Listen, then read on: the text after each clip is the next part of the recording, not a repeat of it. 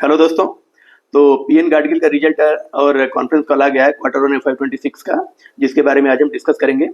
तो सबसे पहले हम लोग पीएन गाडगिल का बिजनेस मॉडल ब्रीफ में समझ लेते हैं। अगर आपको इनका बिजनेस मॉडल डिटेल में समझना है तो मेरे चैनल पर एक वीडियो पड़ी हुई है पीएन गाडगिल की, आप जाकर उसको देख सकते हैं।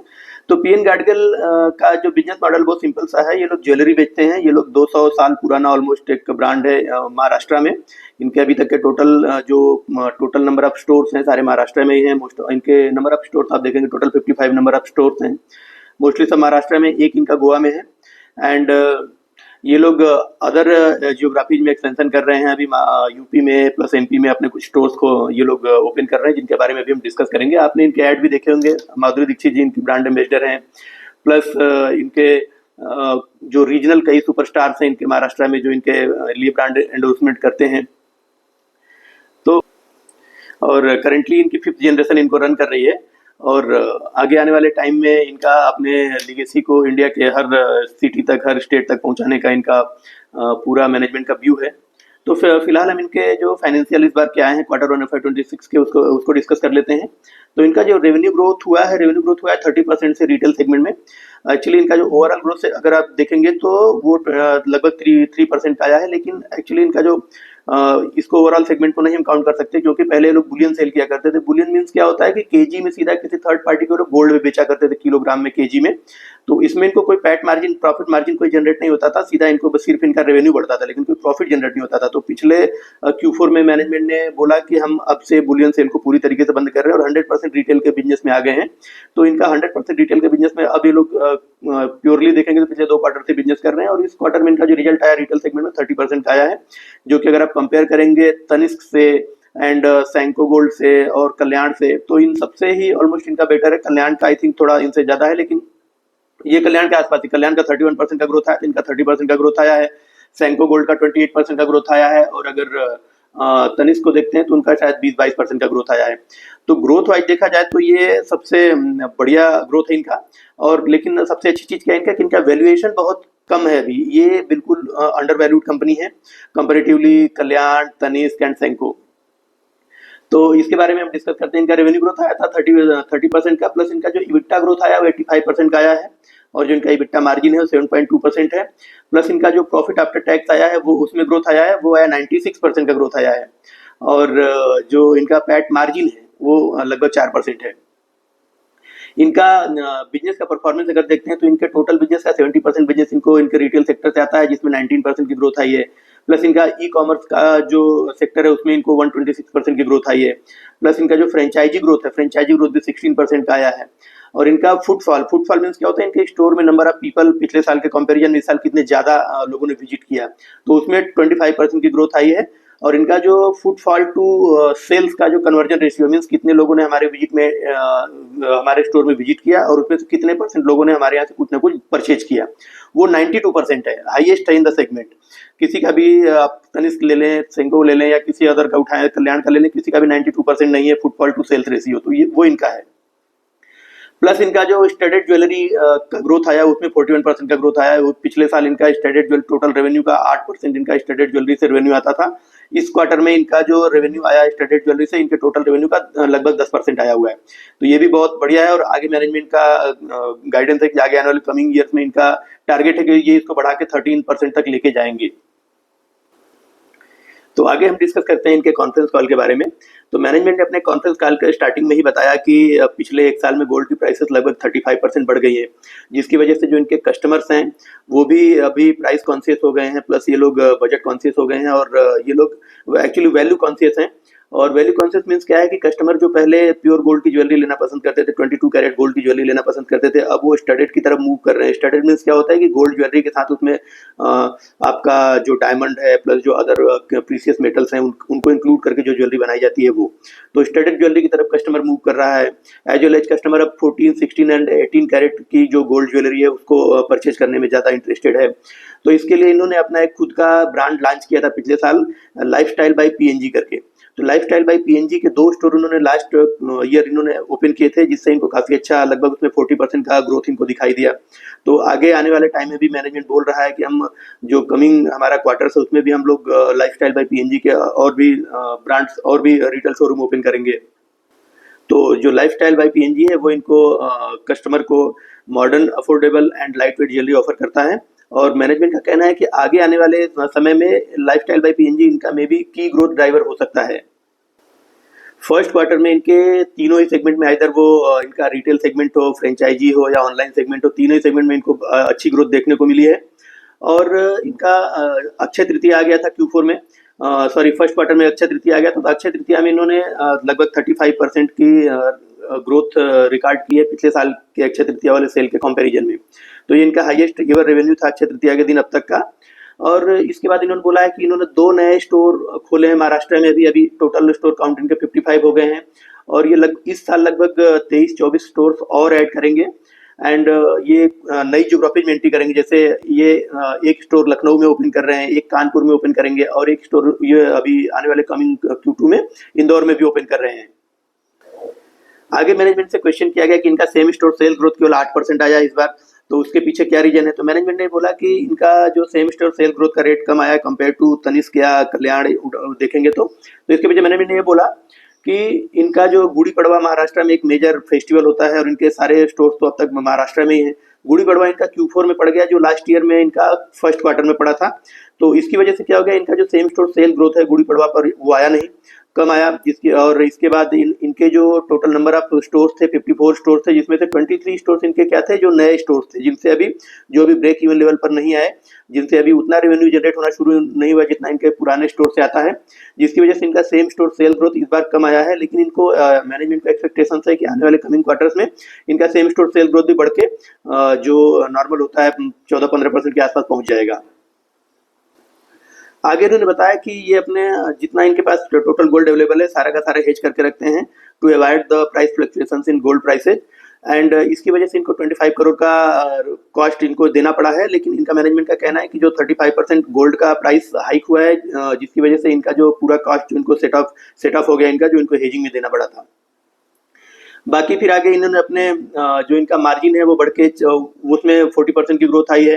उसके पीछे मैनेजमेंट का कहना है कि ये ड्यू टू स्टडेड ज्वेलरी में जो इनका सेल ग्रोथ बढ़ा है उसकी वजह से आया है। प्लस इनका 90% फुटफॉल टू जो सेल रेशियो है वो बढ़ गया है, 92% हो गया है। प्लस इनका जो स्टोर का परफॉर्मेंस है वो जो इन्होंने लास्ट नवरात्रा में 9 नवरात्र के 9 दिनों में 9 स्टोर इन्होंने ओपन किए थे, तो वो सारे 9 स्टोर अब ब्रेक इवन लेवल पे आ गए हैं और वो परफॉर्म करना ऑलमोस्ट शुरू कर दिए, जिसकी वजह से इनका जो मार्जिन था वो 40% से बढ़ गया, जो 3.2% के आसपास हुआ करता तो बढ़ के 4% के आसपास आ गया इनका। आगे इन्होंने अपने मार्जिन के बारे में बताया कि इनका जो टोटल रिटेल सेगमेंट से मार्जिन है वो 14% का है। और 14% का मार्जिन इसलिए है क्योंकि अभी आप देखेंगे तो जो इनका जो सेल्स ये लोग करते हैं, जो गोल्ड ये लोग परचेज करते हैं, ओल्ड गोल्ड ये लोग परचेज करते हैं। ओल्ड गोल्ड मतलब जो इनके पास ऐसे कंज्यूमर है जो अपने घर का पुराना गोल्ड लेके जाते हैं, इनके पास रखते हैं, तो वो इनको परचेज करते हैं और उस पर मेकिंग चार्जेस लगा के सेल करते हैं, जिसकी वजह से इनका मार्जिन इंक्रीज होता है। और एज वेल एज इनका अभी जो डायमंड का प्राइसेस है उसमें शार्प फॉल आया है, जिसकी वजह से इनका जो स्टडेड सेगमेंट है वो पहले 8% हुआ करता था, वो बढ़ के 10% का भी हो गया। तो वहां से भी इनको मार्जिन इनके इनहेंस होना शुरू हुआ है, तो उसमें भी इनको बेनिफिट मिला है। आगे मैनेजमेंट ने अपने स्टोर ओपनिंग के लिए बोला है कि इनका एक स्टोर ये लोग Q2 में ओपन करेंगे नासिक में, एक जलगांव में और इंदौर में, देन कोल्हापुर में, और इसके बाद ये लोग मूव करेंगे यूपी की तरफ। तो इनका सेकेंड क्वार्टर तक इनका टोटल नंबर ऑफ स्टोर हो जाएगा 64। मीन्स इनका पहले कितना स्टोर हुआ करता था, 54 हुआ करता था। 10 स्टोर ये लोग ओपन कर लेंगे by the end of Q2। And इसके बाद इनका पूरा साल का गाइडेंस है कि लोग 24 से 25 स्टोर्स ओपन करेंगे नए, जो कि अगले 2 क्वार्टर में लोग 13-14 स्टोर और ओपन करेंगे। और वैसे भी इनका पुराना जो ट्रैक रिकॉर्ड है उसके अकॉर्डिंग लोग फेस्टिवल सीजन में सबसे ज्यादा ओपनिंग करते हैं। तो इस बार भी इनका कहना है कि नवरात्रा पर ये 10 स्टोर्स ओपन करेंगे। और इनके जो टोटल 26 स्टोर्स ये लोग ओपन करेंगे उसमें 10 स्टोर्स होंगे लाइफस्टाइल के, एंड बाकी के जो 14-15 स्टोर्स होंगे वो इनके पीएन गाडगिल वाले ब्रांड नेम से लोग स्टोर ओपन करेंगे। आगे ग्रॉस मार्जिन के बारे में इन्होंने बताया कि इनका ग्रॉस मार्जिन अभी 14% है, जो आगे 13-14% ही रहेगा, कंटिन्यूसली मेंटेन रहेगा। और पिछले साल अगर देखेंगे तो इनका जो ग्रॉस मार्जिन है 12.5% हुआ करता था, तो इस बार उनका ग्रॉस मार्जिन 1-1.5% बढ़ा है। उसके पीछे मैनेजमेंट का कहना यह है कि वो बढ़ा इसलिए क्योंकि इनका जो स्टडेड ज्वेलरी का सेगमेंट है उसमें 40% की ग्रोथ आई है, और स्टडेड ज्वेलरी इनका टोटल रेवेन्यू का 10% कंट्रीब्यूट कर रहा है, जिसकी वजह से इनका जो ग्रॉस मार्जिन है वो 12.5% से बढ़ के 13-14% के आसपास आ गया है। बाकी फिर आगे इन्होंने इनके नेट डेप्ट के बारे में बताया कि इनके पास नेट डेप्ट टोटल 324 करोड़ का इनके पास नेट डेट है, जिसके लोग ग्रेजुअली आगे इन कमिंग क्वार्टर्स में ये लोग इसको कम करेंगे और अपने नए स्टोर्स ओपन भी करेंगे ये लोग। एक्सपेंशन फंडिंग के बारे में इनसे पूछा गया कि इनका एक्सपेंशन फंडिंग का क्या प्लान है, तो इन्होंने बोला था कि हमारा एक QIP बोर्ड इनके बोर्ड से अप्रूव हो गया है, जो ये लोग शायद FY27 या FY28 में लोग QIP करेंगे।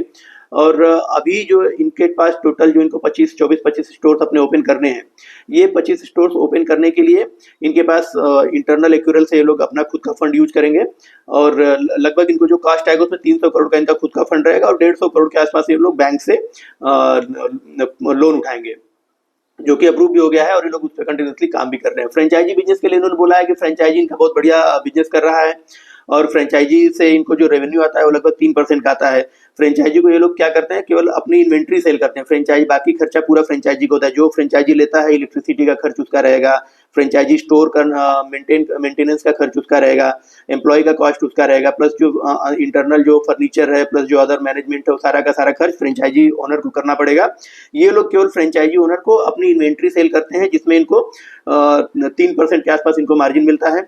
तो इसमें कोई रिस्क नहीं ना, रिस्क फ्री है। तो अगर आप लोगों को लगेगा कि मे भी ये 3% का मार्जिन तो बहुत कम है, लेकिन ये मार्जिन पूरी तरीके से रिस्क फ्री, इसमें इनका कोई रिस्क है नहीं। ये केवल इन्वेंट्री देते हैं, बाकी पूरा खर्चा फ्रेंचाइजी जो लेता है उसका है। प्लस उससे ये लोग इन्वेंट्री से ये लोग 3% इनका जो ये लोग अपना चार्ज लेते हैं और इनको 0.5% ये लोग ब्रांड का पैसा लेते हैं, तो इनको 3-3.5% का मार्जिन वहां से मिल जाता है, जिसमें इनका 0 रिस्क है। बाकी फिर इन्होंने बताया था कि इनका जो 25 करोड़ का नॉमिनल लॉस हुआ था हेजिंग में, वो हमने डिस्कस कर ही लिया कि वो ये लोग फिर ऑफसेट हो जाएगा इनका गोल्ड के प्राइसेस जो हाइक हो रहे हैं उससे। आगे मैनेजमेंट से क्वेश्चन पूछा गया कि उनका अपने लाइफस्टाइल ज्वेलरी को मार्जिन को लाइफस्टाइल ज्वेलरी जो इनका ब्रांड है उसका मार्जिन को लेकर क्या गाइडेंस है, तो मैनेजमेंट ने बोला कि इनका जो उसमें मार्जिन है वो 25 से 26% आता है। और अभी जैसे गोल्ड का प्राइसेस आप देखेंगे तो मोर देन 1 लाख पर 10 ग्राम हो गया है, तो इतना प्राइस हाइक होने की वजह से गोल्ड का लोगों का जो फोकस है वो भी अभी प्योर गोल्ड ज्वेलरी की तरफ न जाके स्टडेड ज्वेलरी की तरफ मूव कर रहे हैं। एज वेल एज वो लोग 14, 16 एंड 18 कैरेट की जो गोल्ड ज्वेलरी होती है उसकी तरफ मूव कर रहे हैं। तो मैनेजमेंट का ये भी कहना है कि जो ये अपने और ये 10 नए स्टोर ओपन कर रहे हैं इस FY26 में पीएन गाडगिल लाइफस्टाइल ब्रांड के। तो लाइफस्टाइल ब्रांड के इनको जो 10 नए स्टोर्स रहेंगे उसमें इनका 25-26% का मार्जिन का गाइडेंस है। और इनका कहना है कि इस स्टोर में इनके 30% स्टडेड एंड 70% गोल्ड का जो रेशियो रहेगा वो ज्वेलरी ये लोग सेल करेंगे। मीन्स उसके टोटल जो स्टडेड रेशियो रहेगा 30% रहेगा और 70% उसमें गोल्ड रहेगा। तो उसमें जो गोल्ड रहेगा वो 14 to 18 कैरेट का गोल्ड रहेगा और बाकी जो आपका स्टडेड रहेगा, स्टडेड में आपका डायमंड रहेगा प्लस जो अदर प्लेटिनम रहेगा जो एंड जो अदर प्रीसियस मेटल्स हैं वो इसमें इंक्लूडेड रहेंगे। आगे इनसे पूछा गया कि जो ये लोग स्टडेड ज्वेलरी सेल कर रहे हैं इसमें इनका जो डायमंड या प्लेटिनम या जो अदर प्रीसियस मेटल्स हैं उसमें इनका मार्जिन क्या है, तो इसमें इनका कहना है कि इसमें इनका जो ग्रॉस मार्जिन है टोटल 30 से 35% का है, क्योंकि करंट में इनके पास जो इन्वेंट्री पड़ी थी अभी वो इनको ये जो डायमंड का प्राइस है उसमें सार्फ फॉल आया, तो इसका बेनिफिट इनको मिल रहा है। इसमें टोटल ग्रॉस मार्जिन इनका 30-35% के आसपास का है। आगे इनके जो CMD है मिस्टर सौरभ गाडगिल, उन्होंने अपना एक विजन, लॉन्ग टर्म का विजन शो किया है कि इनका बाई FY28 तक इनका टोटल नंबर ऑफ स्टोर्स अपना 150 प्लस करने का इनका विजन है। आगे इसको करेंगे तो उसके लिए उन्होंने रोड मैप भी बताया कि लोग कैसे करेंगे। तो इनका कहना है कि ये लोग जो बाई FY26 तक ये लोग टोटल 80 स्टोर्स नंबर ऑफ हो जाएंगे और इसके बाद ये लोग उसके नेक्स्ट ईयर में भी ये लोग लगभग 25-26 स्टोर्स ओपन करेंगे और उसके नेक्स्ट में भी ये लोग 25 से 30 स्टोर्स ओपन करेंगे। तो ये टोटल अगर आप ऐड करते हैं तो लगभग 140-150 स्टोर्स के आसपास हो जाता है। तो उन्होंने भी बोला कि हम 150 स्टोर्स हो जाएंगे by the end of FY28। Plus इनका जो रिटेल फ्रेंचाइजी और इनका जो खुद से ऑपरेटिंग जो इनके स्टोर्स हैं उनका रेशियो एक इनसे एनालिस्ट ने पूछा तो इन्होंने बोला था कि 50% हमारे खुद के PN Gadgil by operated by self इनके स्टोर्स हैं, बाकी 50% इनके ऑलमोस्ट इनके फ्रेंचाइजी स्टोर्स हैं। आगे एक एनालिस्ट ने इनसे क्वेश्चन किया कि ये लोग जिन नए एरिया में जैसे MP में और UP में लोग एंट्री कर रहे हैं तो वहाँ पर ऑलरेडी तनिष्क है और कल्याण ज्वेलर है, इनसे इनको तगड़ा प्लस इनके जो लोकल ज्वेलर्स हैं तो इनसे इनको तगड़ा कंपटीशन मिलेगा। तो उस कंपटीशन को ये लोग कैसे हैंडल करेंगे और उसको किस तरीके से ये लोग देखते हैं। तो मैनेजमेंट का कहना है कि कंपटीशन से इनको ज़्यादा फ़र्क नहीं पड़ेगा। क्यों? क्योंकि इन्होंने अपने स्टोर्स ओपन करने से पहले वहाँ पर अपनी एक टीम से इन्होंने काफ़ी 1-2 सालों तक स्टोर ओपन करने से 1-2 साल से पहले इन्होंने 1-2 साल तक लगभग वहाँ पर स्टडी किया है। इनकी टीम ने वहाँ पर एनालिसिस किया है कि वहाँ लोकल में किस तरीके की ज्वेलरी सेल होती है, लोकल लोगों की चॉइसेज वहाँ पर क्या हैं, वो लोग क्या कितने प्राइस रेंज की ज्वेलरी लेते हैं, उनका डिजाइनिंग का क्या चॉइसेज है, प्लस वहाँ का जो जियोग्राफिकल कंडीशन वहाँ पर किस टाइप का एटमॉस्फेयर रहेगा इनके इनके लिए, प्लस इनका ब्रांड प्रेजेंस वहाँ पर कितना है। इसके अकॉर्डिंग इन लोगों ने पूरा ही मार्केट मैपिंग किया एंड जो ऑन ग्राउंड रिसर्च किया, उसके बेस पे ये लोग नए ज्योग्राफीज में, जैसे इंदौर में पहला स्टोर ओपन करेंगे, यूपी में कानपुर और लखनऊ में एक स्टोर ओपन करेंगे। तो ये लोग उसको एज ए पायलट प्रोजेक्ट ये लोग देख रहे हैं, और ये फर्दर इन फ्यूचर इनका रिस्पांस देखेंगे कि इनको कैसा रिस्पांस इन स्टोर से मिलता है, कैसा सेल्स आता है, कैसा रेवेन्यू आता है, और फर्दर उसके अकॉर्डिंग ये लोग आगे बिजनेस ग्रो करेंगे, नए स्टोर्स ओपन करने के लिए देखेंगे। तो अगर आप देखेंगे तो ये बीइंग सबसे छोटे प्लेयर हैं, ये पूरे सेक्टर में सबसे कम इनके स्टोर्स हैं। और अगर आप तनिष्क के देख लें तो उनके 1000 से ज़्यादा स्टोर्स हैं, कल्याण के 300 से ज़्यादा स्टोर्स हैं, और सैंको गोल्ड के भी 200 से ज़्यादा स्टोर्स, और यही इनके मेन कॉम्पिटिटर हैं। और इनके पास केवल 54 स्टोर्स, अभी 55 स्टोर्स हैं।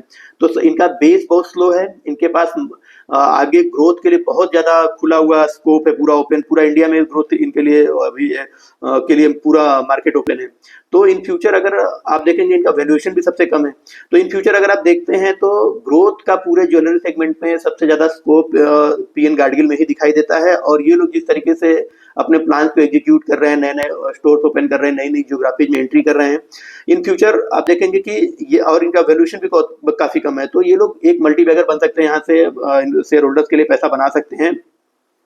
चलिए बाकी हम इनके आगे के नए जो कॉन्फ्रेंस कॉल के बाकी डिटेल के ऊपर चलते हैं। तो मैनेजमेंट का कहना है कि ये लोग इस नवरात्रि में लोग टोटल 10 नए स्टोर्स ओपन करेंगे, जिसमें 6 स्टोर्स इनके पीएन गाडगिल के होंगे, 4 स्टोर्स इनके लाइफस्टाइल ब्रांड के होंगे। और जो ये लोग नवरात्रि में नंबर ऑफ स्टोर्स अपने ज़्यादा ओपन इसलिए करते हैं क्योंकि नवरात्रि में जब ये स्टोर ओपन करते हैं तो इनकी ब्रांड की रिकॉग्निशन बढ़ती है, नंबर ऑफ फुटफॉल इनका बढ़ता है, प्लस इनका जो ब्रेक इवन होने का टाइम है, जनरली ये लोग अगर नवरात्रा से अदर ये लोग जब स्टोर ओपन करते हैं तो उनको ब्रेक इवन होने में 18 से 24 मंथ का टाइम लगता है, लेकिन जब नवरात्रा में ओपन करते हैं तो 15 to 18 मंथ में इनका ब्रेक इवन हो जाता है। तो इसलिए लोग नवरात्रा में ज़्यादा स्टोर्स ओपन करते हैं। बाकी इन्होंने अपने रेवेन्यू का ग्रोथ का गाइडेंस दिया था कि इनका रेवेन्यू इस साल लोग 9,000 से 9,500 करोड़ तक का रेवेन्यू लोग जनरेट कर लेंगे, और ये ऑन द ट्रैक है अभी तक का। इनका जो पैट मार्जिन है वो 4% रहेगा। फर्स्ट क्वार्टर में इन्होंने केवल 1700 करोड़ का रेवेन्यू जनरेट किया है। तो अगर आगे आप देखते हैं तो आगे इनको बाकी के 3 क्वार्टर्स में इनको तो 40% के आसपास रेट से ग्रो करना पड़ेगा इनको रेवेन्यू के लिए। और मैनेजमेंट का कहना भी है कि आगे जैसे फेस्टिवल सीजन है, दशहरा है, दिवाली है, प्लस जो अदर वेडिंग सीजन्स हैं, तो ये सारे सीजन में इनका ग्रोथ वैसे भी 40% के आसपास आता है, पहले भी आता रहा है। और इनका कहना है कि हम इस बार भी इसको अचीव करेंगे, और हमारा जो गाइडेंस है 9 से 9,500 करोड़ रेवेन्यू जनरेट करने का, वो इंटैक्ट रहेगा और हम उतना जनरेट कर लेंगे। बाकी फिर इन्होंने अपने स्टैंडर्ड रेशियो के बारे में बताया कि स्टैंडर्ड रेशियो इनका पहले लास्ट ईयर अगर आप देखते हैं तो 7 से 8% हुआ करता था, जो इस साल बढ़ के 9 से 10% के आसपास इनका स्टैंडर्ड रेशियो हो गया है। और आगे आने वाले 1-2 सालों के अंदर ये अपने स्टैंडर्ड रेशियो को बढ़ा के 12 to 13% लेके जाएंगे। और अगर 12 to 13% लेके जाते हैं स्टैंडर्ड रेशियो, तो अभी आप उनका पैट मार्जिन देखिए, लास्ट ईयर इनका जो पैट हुआ करता था 2.8% का पैट मार्जिन इनको हुआ करता था। इस साल इनको जो इनका पैट मार्जिन है लगभग 3.4% से इस साल इनका पैट मार्जिन लगभग 4% के आसपास हो गया है। तो आगे आने वाले टाइम में भी अगर इनका जो स्टडेड ज्वेलरी का रेशियो है वो अगर 13% तक पहुंच जाता है, तो उसको अगर आप कैलकुलेट करेंगे तो इनका जो पैट मार्जिन है वो भी 6 to 6.5% पहुंच जाएगा। और इनका जो स्टॉक में अभी आपको स्टॉक प्राइस आपको देखेंगे कि आईपीओ लिस्टिंग के बाद से 25-30% पिट चुका है, नीचे गिरा हुआ है। तो ये भी री रेट होगा, अगर ये लोग अपने गाइडेंस के अकॉर्डिंग परफॉर्म करते हैं तो इनका स्टॉक प्राइस भी री रेट होगा, और री रेटिंग की अपॉर्चुनिटी भी सबसे ज्यादा ये खैर फिलहाल करेंटली जितने भी अवेलेबल ज्वेलरी प्लेयर हैं उनमें। आगे इनसे इनके फाइनेंस कास्ट के बारे में पूछा गया, तो इनका कहना है कि हमारा फाइनेंस कास्ट 5.1% है, जो कि कंपेरेटिवली ठीक है। सारे कंपेयर अगर आप तनिष्क या कल्याण किसी से कंपेयर करेंगे तो उनका भी फाइनेंस का कॉस्ट ऑलमोस्ट इतना ही रहता है, तो इनका फाइनेंस कॉस्ट ओके है। And marketing and branding expense के बारे में आगे इनसे एक इन्वेस्टर ने क्वेश्चन किया, तो इन्होंने बोला था कि हमारा जो लास्ट ईयर का मार्केटिंग एंड ब्रांडिंग का एक्सपेंसेज है वो 1% हुआ करता था टोटल रेवेन्यू, लेकिन इस बार उनका 1.2% ऑफ टोटल रेवेन्यू हो जाएगा, क्योंकि ये लोग नई ज्योग्राफी जैसे यूपी है या एमपी है, लोग फर्स्ट टाइम उधर एंट्री कर रहे हैं, तो उनको वहाँ पर एंट्री करने के बाद इनको वहाँ पर अपना मार्केटिंग और ब्रांडिंग में ज़्यादा पैसा खर्च करना पड़ेगा, जिसकी वजह से वो रेवेन्यू पर 0.2% का एक्स्ट्रा इफेक्ट डालेगा compare to last year. And आगे फिर इनसे पूछा गया कि इनका एम क्या है आगे लाइफस्टाइल की, जो अपना लाइफस्टाइल जो ब्रांड है इनका, इसको लेके। तो मैनेजमेंट ने बोला कि अगले 5 सालों में मोर देन 100 स्टोर्स ऐड करेंगे लाइफस्टाइल के। और कस्टमर का भी जो फोकस है वो अभी जो वैल्यू कॉन्शियस हो गया कस्टमर पहले के कंपैरिजन में। तो मैनेजमेंट बोला है कि इसलिए हम उस पे ज़्यादा फोकस कर रहे हैं कि हम लाइफस्टाइल जो हमारा ब्रांड है उसको हम ज़्यादा स्टोर्स ओपन करेंगे एज वेल एज अपना पीएनजी के साथ ही। और अगर देखिए, ये तो इनका पूरा कॉन्फ्रेंस कॉल हो गया। और फिर इनका बिजनेस का स्कोप भी काफ़ी अच्छा हमें दिखाई देता है। मैनेजमेंट का गाइडेंस भी काफ़ी शानदार है। और अपने पूरे सेगमेंट में देखेंगे तो कल्याण 31% से ग्रो कर रहा है और ये 30% से ग्रो कर रहा है, हाईएस्ट है। तो लगभग ग्रोथ रेट भी हाईएस्ट है। और कल्याण और तनिष्क को अगर आप देखते हैं तो वो मोर देन 50-60 के से ऊपर का भी, मतलब आई थिंक तनिष्क तो मेरे हिसाब से 90 के आसपास के पी पे अवेलेबल होगा। एंड जो कल्याण है उसका पी भी आप देखेंगे तो 80 के आसपास होगा। तो और इनका जो प्राइस टू अर्निंग रेशियो काफी कम है compare to Kalyan and Tanishq. अगर इनका 1 साल बाद का फॉरवर्डेड अर्निंग पी रेशियो आप निकालते हैं तो 1 ईयर फॉरवर्डेड पी इनका, अगर आप इनका टोटल मार्केट कैप देखते हैं तो 7,700 करोड़ है। और इनका जो गाइडेंस है इस बार का कि 9,500 करोड़ तक ये लोग इस बार रेवेन्यू जनरेट कर लेंगे। तो इसका अगर पैट मार्जिन निकालते हैं 3.5% के अकॉर्डिंग तो 332 करोड़ के आसपास पैट निकल के आता है। तो टोटल इनका जो फॉरवर्डेड पी निकल के आता है, अगर 3.5% के पैट से कैलकुलेट करते हैं तो वो 23 का पी निकल के आता है। और जो इनका करंट में है, मतलब ये तो हमने कंजर्वेटिव लिया। कंजर्वेटिव मीन्स इनका अभी तो पैट मार्जिन चल रहा है 4% का, और इनका जो कंजर्वेटिव हमने लिया 3.5% से कैलकुलेट किया। तो 3.5% से कंजर्वेटिव रखते हैं कि मान लीजिए अगर इनका इन फ्यूचर इतना पैट मार्जिन इनका नहीं आता है 4%, जो अभी करंट इस क्वार्टर में आया है, आगे गिर भी जाता है, तब भी इनका 1 ईयर फॉरवर्डेड पी निकल के आता है 23 का। और अगर जो 4% का इनका पैट मार्जिन चल रहा है, इस 4% के पैट मार्जिन पे अगर इनका 1 ईयर फॉरवर्डेड पी कैलकुलेट करते हैं आप 7,700 के मार्केट करोड़ पे, तो निकल के आता है 20। तो आपको 20 से 23 की पी पर आपको 30% का जो है ग्रोथ करने वाली ज्वेलरी कंपनी, कंज्यूमर कंपनी आप कभी भी नहीं देखेंगे कि सस्ते वैल्यूएशन पर आपको अवेलेबल हो। आइदर वो ज्वेलरी सेगमेंट हो, आइदर वो आपका व्हीकल सेगमेंट हो, आइदर वो कंज्यूमर में ब्रांड जो कपड़े बेचते हैं वो वाला सेगमेंट हो, आइदर वो लोग खाने पीने का जो प्रोडक्ट बना के बेचते हैं वो कंज्यूमर सेगमेंट हो। कोई भी कंज्यूमर सेगमेंट अगर आप उठा के देखते हैं तो उसमें आपको पी हमेशा हाई ही मिलता है, 50 से तो अबव ही मिलता है। लेकिन इसमें अभी प्राइस भी इनका गिरा हुआ है, काफी पिटा हुआ है लास्ट ईयर के कंपैरिजन में। तो इस वजह से अभी आप इनका देखेंगे कि आपको 20 से 23 के 24 के पी के रेशियो में अगर आपको 30% की ग्रोथ की कंज्यूमर कंपनी मिलती है तो बहुत ही अंडर वैल्यूड कंपनी है। और मैनेजमेंट अपने गाइडेंस के अकॉर्डिंग अगर वाक अंडर टाक कर गया तो आप देखेंगे कि आने वाले टाइम में ये इनका भी प्राइस टू अर्निंग रेशियो कल्याण के अराउंड पहुंच जाएगा, क्योंकि ग्रोथ तो उनके बराबर ही है ऑलमोस्ट। तो अगर ये 60-70 के प्राइस टू अर्निंग रेशियो पे पहुंच जाते हैं तो आप यहीं से देख लीजिए कि इनका प्राइस एप्रिसिएशन भी हो जाएगा प्लस पी एप्रिसिएशन भी हो जाएगा।